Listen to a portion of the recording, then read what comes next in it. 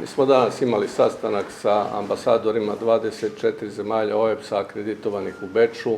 Cilj njihove posete i ovog sastanka je da ih upoznamo sa svim aktivnostima koje Vlada Republike Srbije planira da obavi sa liderima Albanaca na ovim prostorima, a tiču se dogovora koje smo postigli 25. februara ove godine i tiče se zaključaka Vlade od 6. juna 2013. godine, kojim su u 7 tačaka predviđene teme za razgovor sa liderama Albanaca i posle 12 godina pokušaj da sve ono što su albanski lideri tražili se obavi razgovor sa Vladom Republike Srbije, da se konkretni rezultati tih razgovora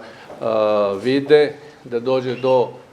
realizacije svih postignutih dogovora i da javnost, ne samo Republike Srbije, već i međunarodna javnost bude upoznata sa tim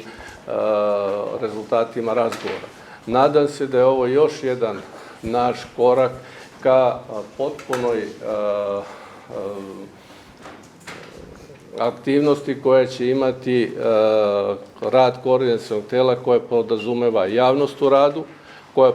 podrazumeva da ni o jednoj temi o kojoj trebamo da razgovaramo sa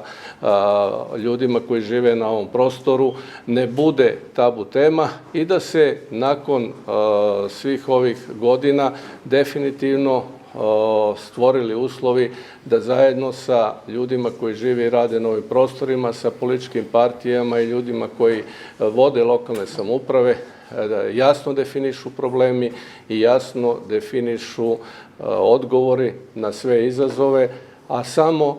iz jednog jedinog razloga, a to je da ljudi koji žive na ovim prostorima mogu da žive i rade od svog rada i mogu da na osnovu svoje aktivnosti ostvare sva ona prava i sve one blagodeti koje nam ovaj život pruža.